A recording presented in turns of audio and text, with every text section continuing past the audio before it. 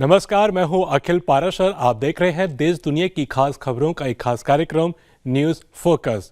चलिए सबसे पहले नजर डालते हैं इस हफ्ते की अहम सुर्खियों पर। चीन की नई हाई स्पीड ट्रेन दौड़ेगी 400 की स्पीड पर। फैशन इंडस्ट्री को प्रभावित करती पारंपरिक चीनी संस्कृति। तुर्की में बड़ी सोने की मांग। अब समाचार विस्तार से। चीन की बुलेट ट्रेन यानी हाई स्पीड ट्रेन CR450 इस साल लॉन्च होने वाली है, जिसकी टॉप स्पीड 400 किलोमीटर प्रति घंटा रहेगी।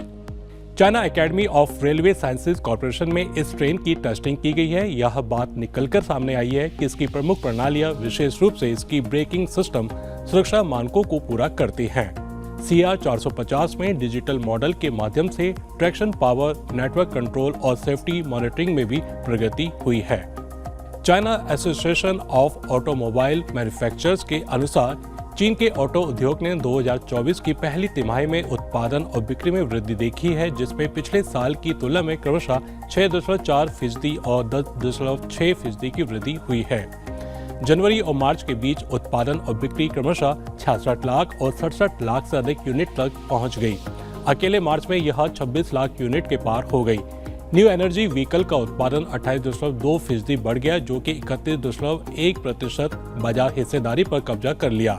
2024 की पहली तिमाही में चीन यूरोप मालगाड़ियों ने ट्रेन संख्या और माल ढुलाई की मात्रा में खास वृद्धि देखी। पूर्वी चीन के चुचांग प्रांत में मालगाड़ियों ने चिन्हुआ तक 19,400 कंटेनर पहुंचाए, जो 4% अधिक है, और 15,200 कंटेनर डिलीवर किए, जो 44.2% अधिक है। वहीं पश्चिमी चीन के शेनचांग उइगुर स्वायत्त प्रदेश के आलाशान खो बंदरगाह ने 13.7% की वृद्धि के साथ 1809 ट्रेनों को व्यवस्थित किया, जिससे करीब 40 लाख टन की ढुलाई हुई। चीनी कपड़ों के बाजार में पारंपरिक चीनी तत्वों के मॉडर्न स्टाइल की मांग में वृद्धि देखी जा रही है, जो देश की आर्थिक ताकत और सांस्कृतिक आत्मविश्वास को दिखाती है। अपनी संस्कृति के लिए मशहूर हांगझो शहर में कई लोग ऐसे कपड़े पहनना पसंद करते हैं जो विरासत को आधुनिकता के साथ जोड़ते हैं। यह ट्रेंड टूरिस्ट जगहों से आगे बढ़कर थोक बाजारों में फल फूल रहा है। पारंपरिक चीनी पोशाक घोड़े के चेहरे वाली स्कर्ट की भी काफी अच्छी खासी सेल हो रही है। इस तरह की स्कर्ट के प्रति दीवानगी के कारण चीन के फैशन इंडस्ट्री में महत्वपूर्ण बदलाव देखने को मिला है। तुर्की में सोने की मांग बढ़ गई है, क्योंकि वहां के लोग लगातार मुद्रास्फीति के बीच अपनी बचत को बचाए रखना चाहते हैं। देश के सबसे बड़े सोने के बाजार में लंबी कतारें लगी हुई हैं। 1 ग्राम और 5 ग्राम के 24 कैरेट सिक्कों की अच्छी बिक्री हो रही है। दरअसल तुर्की में सोना न केवल बचत का एक रूप है, बल्कि शादियों और अन्य समारोह के लिए एक पारंपरिक उपहार है। तो ये थी इस हफ्ते की खास खबरें। अब चलते हैं हमारे एक स्पेशल सेगमेंट की तरफ, न्यूज स्टोरी। भारत से बौद्ध धर्म कुमारजीव जैसे भिक्षु चीन गए, जबकि हुएनसांग, फाइयान और ईचिंग जैसे चीनी भिक्षु बौद्ध धर्म ग्रंथों को इकट्ठा करने के लिए भारत की यात्रा की।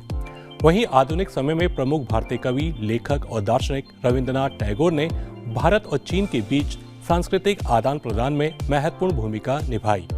साल 1924 में जब टैगोर ने चीन का दौरा किया तो उन्होंने चीनी लोगों के प्रति बहुत प्यार और दोस्ती दिखाई। इस साल उनकी पहली चीन यात्रा को 100 वर्ष हो गए हैं और उनकी चीन यात्रा का उद्देश्य भारत और चीन के बीच सांस्कृतिक और आध्यात्मिक संबंधों को फिर से स्थापित करना, आपसी समझ और ज्ञान के आदान प्रदान पर जोर देना था।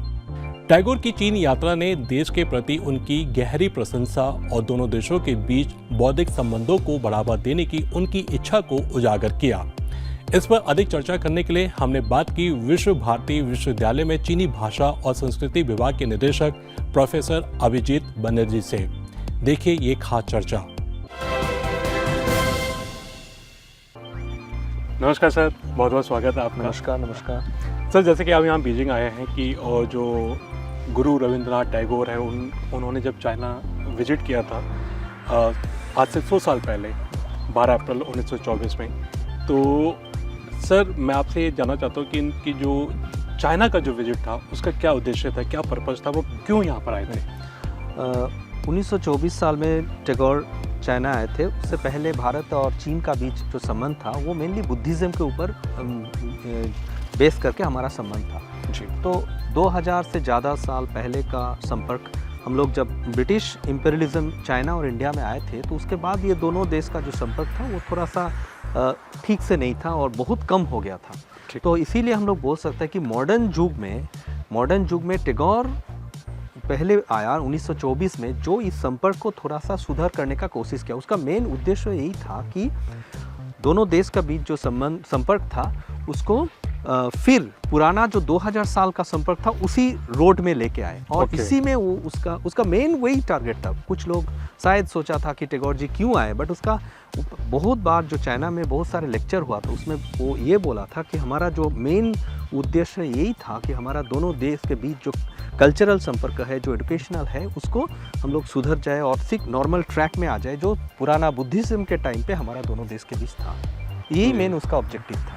जी सर, जैसे कि यहाँ पर टैगोर की कविताएं, उनके लिटरेचर को पढ़ा जाता है इधर, तो आपसे ये जानना चाहता हूँ कि टैगोर की जो एक तो चीन यात्रा, दूसरी बात उनकी जो कविताएं यहाँ जो पढ़ी जाती है, इससे चाइनीज़ कल्चर और चाइनीज़ लिटरेचर उस पर किस तरह का इन्फ्लुएंस या प्रभाव पड़ा है?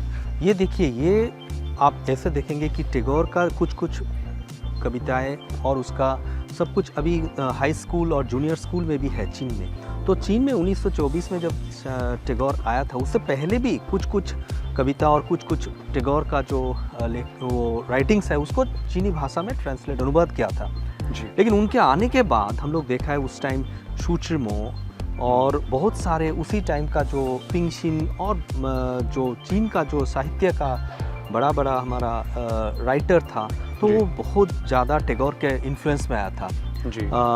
और इन्फ्लुएंस के आने के बाद जो राइटिंग्स हम लोग देखा है पिंगशिन का या शूचिमो का, तो ये टैगोर का जो राइटिंग्स है उसके आधार पे लिखा था। तो इसीलिए इन्फ्लुएंस बहुत ज़्यादा था। और उस टाइम दोनों देश के बीच, फॉर एग्जांपल चाइना में भी एक चेंजेस हो रहा था जी। तो राइटर्स वो लोग अपना क्रिएटिविटी से सोच रहा था कैसे अपना देश को सुधर जाए या कैसे अपना देश में कुछ कर पाएंगे। तो इसीलिए टैगोर जब आया तो वो लोग उस टैगोर का राइटिंग्स में जैसे लव फॉर द नेशन, जैसे मदर्स लव, जैसे चिल्ड्रंस लव, इस टाइप से कुछ थीम मिला, जो थीम के आधार पे वो लोग भी अपना कविताएं लिखे थे।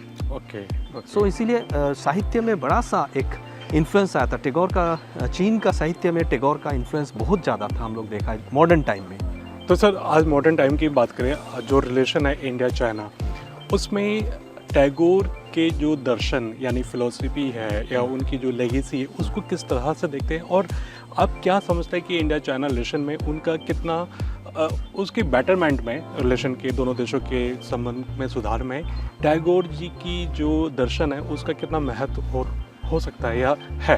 राइट। टैगोर का जो था कि पीपल टू पीपल रिलेशनशिप, तो दोनों देश के बीच जो नॉर्मल रिलेशनशिप, चीन का लोग, हमारा इंडिया का लोग एक साथ मिलके कुछ करे, और उनका जो पैन एशिया, ये जो एक वो था, एक फिलॉसफी था, एशियन सिविलाइजेशन नंबर 1। उसके बाद वो थोड़ा सा मटेरियल वर्ल्ड था उसके अगेंस्ट में था, और मेनली एशिया उन्होंने बोला था कि चीन एंड इंडिया दोनों देश के बीच सुधर संबंध अच्छा हो जाए तो both of the countries can be very strong. तो इसी में डेवलपमेंट, और दोनों देश भी डेवलपमेंट का रास्ते में है अभी भी। मेरे ख्याल से ये टैगोर का जो फिलॉसफी था कि दोनों देश के बीच संबंध अच्छा होना चाहिए, दोनों एशियन कंट्री है, एशियन ओल्ड सिविलाइजेशन है, और मेरा ख्याल है कि इन दोनों देश के बीच टैगोर का फिलॉसफी हम लोग अभी भी महत्वपूर्ण है, क्योंकि अभी हो सकता है वर्ल्ड में कुछ चेंजेस हो रहा है, तो हमारा दोनों देश के बीच भी, दोनों देश ही डेवलपमेंट का रास्ते में है, अपना